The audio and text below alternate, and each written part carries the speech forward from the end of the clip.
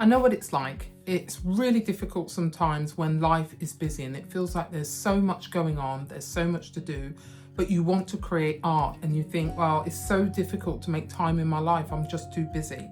Well, I'm going to share with you today what I have done to make room and make space in my life so that I can create my art. First of all, I want to share with you my reality. At the moment, I am doing creative writing with the OU. I'm doing my MA. I'm also doing a oil painting course with the Evolve program. I am writing my novel. I've got a mentoring program which I'm involved in that's coming up soon. Of course, there's the house to take care of, there's shopping, there's sleeping. There's all sorts of things every single day that I've got to get on with. Most of my day is taken up really, perhaps the first part with the Open University. So that's about 5 hours. Yesterday it was about 6 hours of my day. I do have a lot going on, and it's not a gripe, it's not a complaint, it just is as it is. And in there, I still need to make sure I find time for myself and family and friends. And so you do sometimes think to yourself, how am I going to fit everything in? Because it just feels like so much. And I do think in some ways that's almost quite typical of creatives. We've got so many things that we want to do, and there's so many ideas that you have that comes up. But you think, well, how on earth am I going to just fit all this in? The first thing I do is make sure I have tiny time slots. I have set dedicated times during my day when I create art.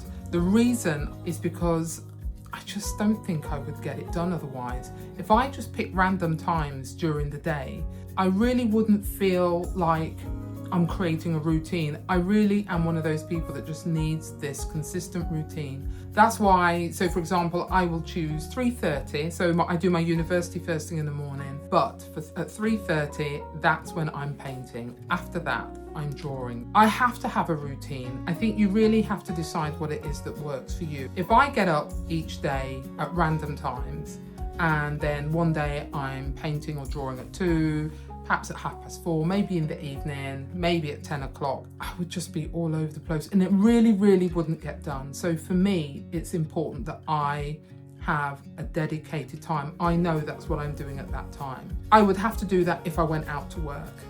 But if I want to make sure my day doesn't slip away, I'm up at 5 and by 2 o'clock, I'm already looking at the clock and thinking, where on earth has the day gone? It whizzes by so fast. So that's why I always make sure I structure my time and everything has its slot.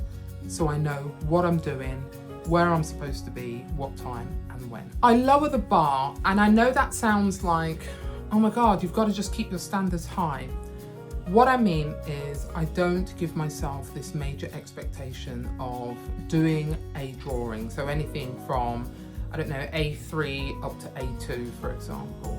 I don't say I'm going to get that drawing done in a day. There is no way I can do that. And if I set myself up for that, then I'm setting myself up for failure. And it makes it really difficult to stick to a routine and a program that I'm setting for myself. So for example, let's take painting. I'm doing a painting, I give myself 90 minutes. I say I'm doing this square inch. Sounds really small, but sometimes that's what it takes. I'm doing this square inch, I might do a couple, but that's what I'm doing. And in that time, I know that's where I'm focused. If I feel like I'm in flow and I've got more time to continue with the work, then I will, if I feel I can. I don't set myself up right at the beginning with, I'm gonna do all this work, I'm gonna make sure I get all of this done, because if I do that, I'm just doomed. My race, so to speak, is against myself. I say, this is what I'm doing at this time. This is what I'm going to do for this period of time. So once I get there, that period of time has my focus. I always make sure that what I'm doing is something I've decided to do. So I don't show up and just say, oh, okay, what am I going to do? I always know what I'm going to do before I get there. Then that way I'm set, ready and sorted, and I can just get straight on with it. With a podcast or music playing, of course, usually a podcast. Protecting the time. Now, when it comes to 3:30, say, I'm the same when it comes to writing in the morning. In fact, most of the day, to be honest. But certain particular points in the day, I am absolutely committed to protecting the time. So I will turn off all notifications. I don't get emails, I don't get text messages. I turn my phone off. Sometimes I'll just turn on the notifications so I get limited interruptions. I close the door. That time, I feel it is so essential to protect because so many things could interrupt. The other thing I don't do is meet anybody during that time. If somebody wants to catch up, if a friend wants to meet, they can meet me anytime in the evening, but certainly not certain times during the day, particularly when I'm doing uni, particularly when I'm writing, but especially for my art, because when it comes to drawing or painting, sometimes it can feel like the easiest thing to let slide. And if you really want to get it done, you really just have to commit to it. It really does require that discipline, that this period of time is to be protected. You know, that's why, in fact, that is one of the reasons why I got up so early. I started getting up at 5 a.m.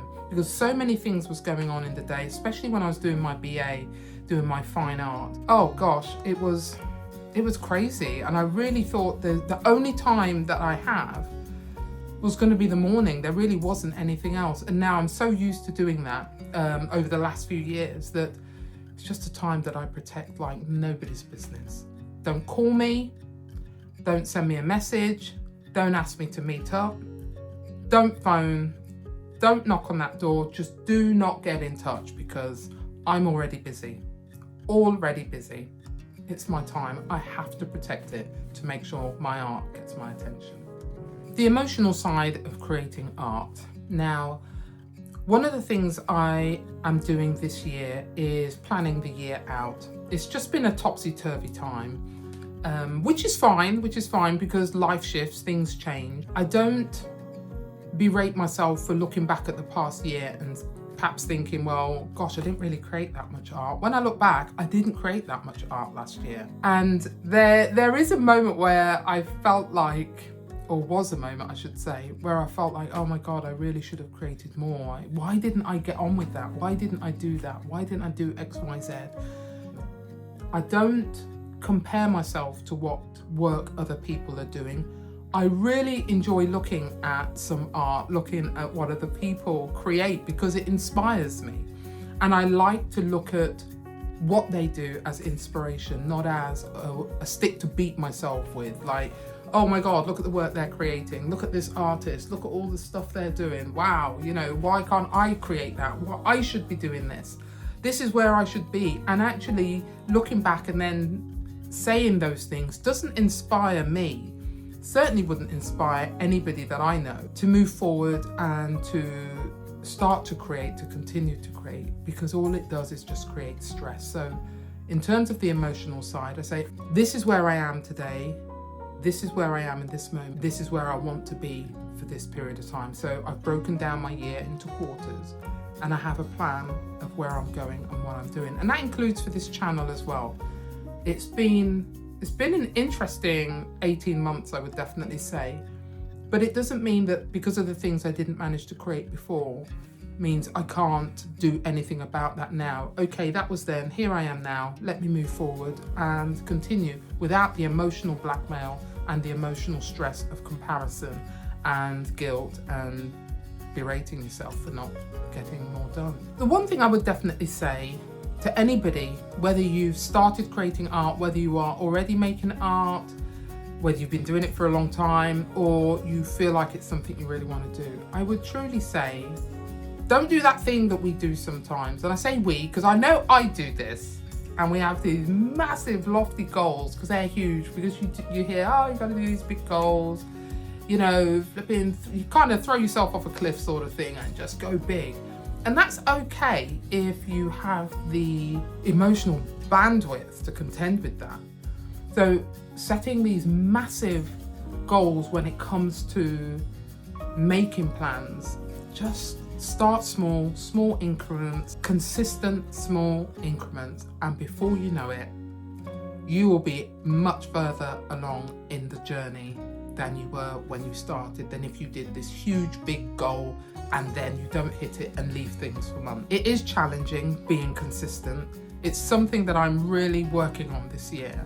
It's my one goal this year, my one plan, be consistent.